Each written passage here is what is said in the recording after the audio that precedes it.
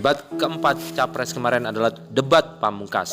Debat yang mengangkat tema ideologi Pancasila, pemerintahan, pertahanan, dan keamanan, serta hubungan internasional. Dalam semua tema itu tampaknya Prabowo unggul. Ini buktinya. Terkait ideologi Pancasila misalnya, kedua calon sepakat menanamkan ideologi Pancasila melalui pendidikan. Hal ini diungkap Prabowo dan didukung oleh Jokowi.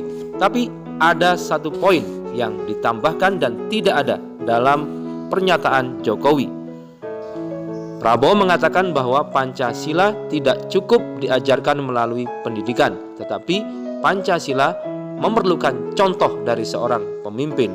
Intinya harus ada model figur pemimpin yang menerapkan Pancasila dalam kehidupannya.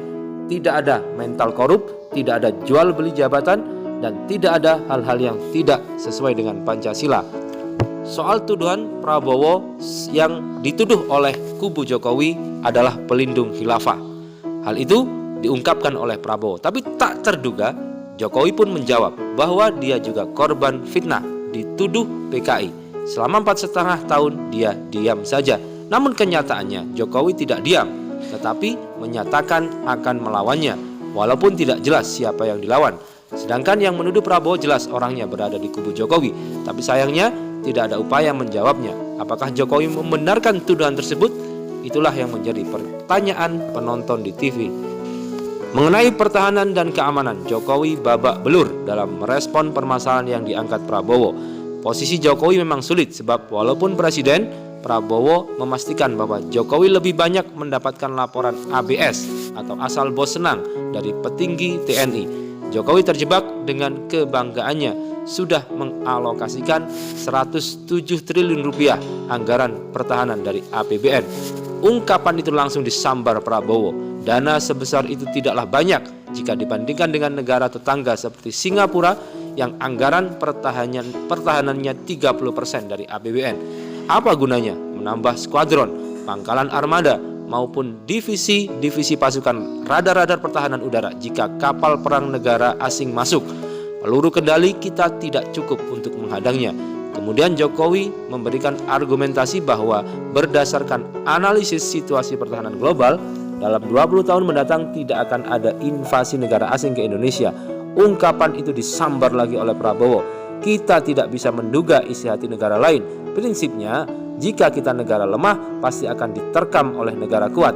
Jadi pertahanan negara itu penting sebagai alat perdamaian dan juga siap berperang jika diserang. Dalam materi pemerintahan, Jokowi mengutamakan percepatan pelayanan melalui sistem IT yang terpadu dari pusat sampai ke level bawah. Prabowo setuju, IT penting, tetapi yang lebih penting apakah sistem itu dapat menjamin untuk meningkatkan kesejahteraan rakyat dan berkurangnya perilaku koruptif. Nyatanya di lapangan sebanyak 90 kementerian melakukan jual beli jabatan. Soal hubungan luar negeri, Indonesia tidak dihormati di luar negeri karena banyak utang, impor pangan, rupiah melemah. Di kalangan negara Asia Tenggara, posisi Indonesia lemah walaupun negara luas dan penduduk melimpah. Begitulah yang disampaikan Prabowo, tetapi Jokowi tidak menyerah.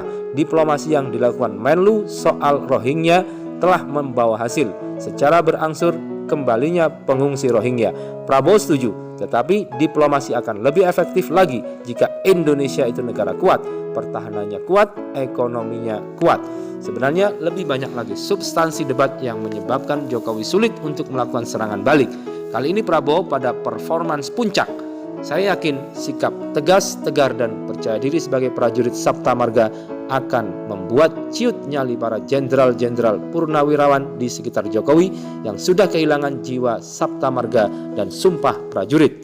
Apalagi Prabowo menyatakan lebih TNI daripada beberapa TNI lainnya. Bayangkan, sejak umur 18 tahun mempertaruhkan nyawa untuk NKRI. Sebuah tulisan dari Dr. Ghazali H. Situmorang, pemerhati kebijakan publik, dosen FISIP UNAS.